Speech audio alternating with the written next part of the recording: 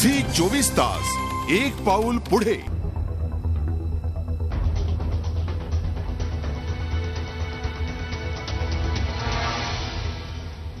अण्णा, गेल्या काही महिन्यामध्ये देशामध्ये अत्यंत अस्वस्थ करणाऱ्या गोष्टी घडल्या.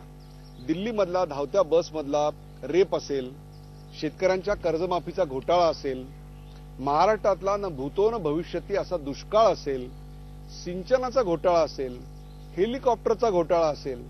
या एवढ्या सगळ्या घटना घडत असताना अण्णा तुम्ही कुठली प्रतिक्रिया दिलेली नाहीये. नाही, मी दुष्काळाची प्रतिक्रिया तो अनेक वेळेला दिली आणि हेलिकॉप्टर घोटाळ्याच्या बाबतीतही मी प्रतिक्रिया देताना म्हटलंय की हे फक्त विभागीय चौकशी, सीबीआय चौकशी याच्यातून होणार नाही. सीबीआयवर ते तर कंट्रोल आहे सरकारचं, तर काय चौकशी करणार? म्हणून याची चौकशी करायची असेल तर न्यायालयीन चौकशी करा. सिंचन घोटाळ्या बाबतीतही मी प्रतिक्रिया दिलेल्या आहेत की सिंचन घोटाळा हा काही लोक जरी म्हणत असतील की घोटाळा नाही, तर तुम्ही न्यायालयीन चौकशी नेमा ना. पहा त्याच्यात किती घोटाळा झाला तुम्हाला दिसेल. म्हणजे तुमचा आत्ताचा घोटाळा नाही हा. कृष्णा खोरे विकास मंडळ तिथपासून त्याची सुरुवात झालेली, तिथून सुरुवात झालेली आहे. करोडो रुपयाचा चुराडा केला या लोकांनी, करोडो रुपयाचा. सरकारचे मंत्रीही जेलमध्ये जातील, निश्चित जातील जर न्यायालयीन चौकशी जर झाल्या. दुष्काळाचा जो प्रश्न आहे, आता आमचे बरेचसे पुढारी म्हणतात हा दुष्काळ निसर्ग निर्मित आहे. जालना, बीड, उस्मानाबाद इथला निसर्ग निर्मित आहे अण्णा.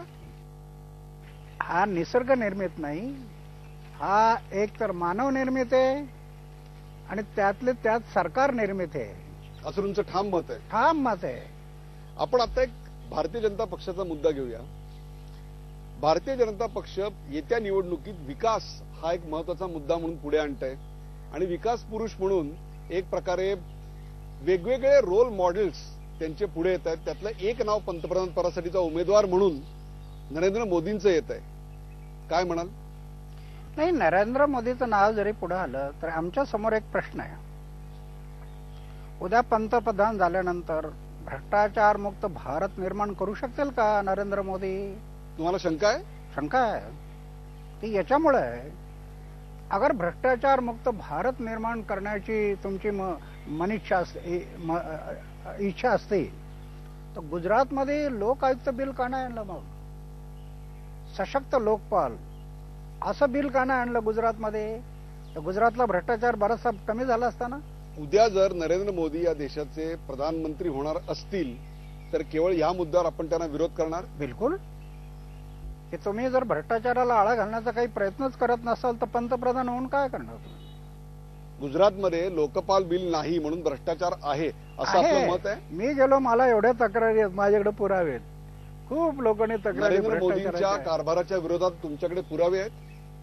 अनेकांनी पुरावे दिलेत की किती तिथं काय काय भ्रष्टाचार होतो.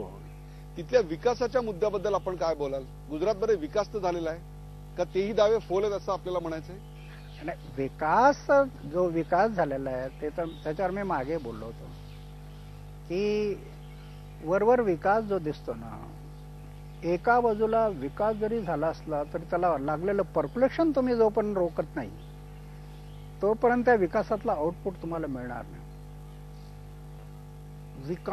विकासाला गती देणं आणि विकासाला लागलेली भ्रष्टाचाराची गळकी थांबवणं हे एकाच नाण्याच्या दोन बाजू आहेत. हे दोन्ही काम केल्याशिवाय या देशाला, या समाजाला उज्ज्वल भविष्य नाही. हे काम नरेंद्र मोदींना जमेल असं आपल्याला वाटत नाहीये? आज तरी दिसतं गुजरातमधून की विकासाची कामं त्यांनी काही प्रमाणात जरी केली असलं तरी भ्रष्टाचाराला आळा घालण्याचं काम केलं नाही. त्याच्यामुळे मला त्याच्यात थोडी शंका वाटते. राहुल गांधींचं काँग्रेसमधलं महत्व दिवसेंदिवस वाढताना दिसतंय. एक नवं नेतृत्व काँग्रेसमध्ये उदयाला येत आहे.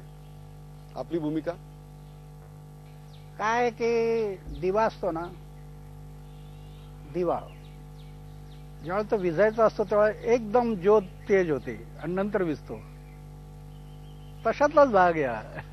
म्हणजे काँग्रेसची ज्योत विझेल असं आपल्याला वाटतंय? जर त्यांनी अजूनही 1.5 वर्ष आहेत, अजून 1.5 वर्षात जर सरळ नाही वागले, भ्रष्टाचारावरती कठोर कायदे नाही केले तर ह्या सरकारला सुद्धा जावं लागेल. अण्णा, कामं होत नाहीत, परंतु पर्याय नसतो, कारण विरोधी पक्षाचा माणूसही तेवढाच भ्रष्ट असतो आणि चारित्र्य संपन्न माणसं राजकारणात येतील याची सुतराम शक्यता आता दिसत नाहीये. काय कराल मग अशा वेळी? नाही, आज तुमच्या बीजेपीचे काही सरकार आहेत ना, तिथे त्यांना हे कायदे करायला काय अडचण आहे?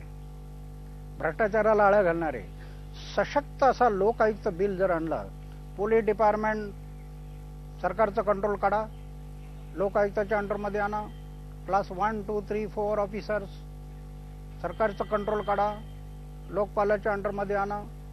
हे जर झालं, ग्रामसभेला अधिकार द्या. लोकशाही म्हणता, लोकांनी लोकांच्यासाठी लोकसहभागातून चालवलेली शाही ती लोकशाही असं म्हणता, आणि सगळे मंत्रालयात निर्णय घेता अधिकारी आणि पुढारी. मग लोकशाही कुठे आहे? हे तर पुढारीशाही आणि अधिकारीशाही झाली. लोकशाही कुठे आहे?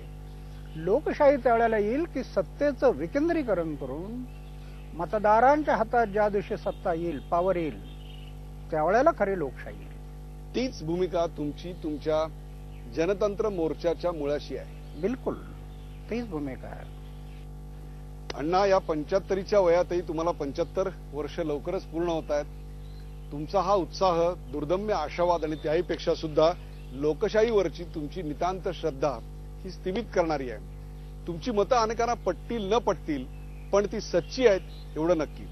आज इतका प्रदीर्घ वेळ झी 24 तासच्या प्रेक्षकांसाठी आपण दिलात, त्याकरता झी 24 तासच्या प्रेक्षकांतर्फे अण्णांचे लाख लाख आभार. धन्यवाद. आभारी आहे.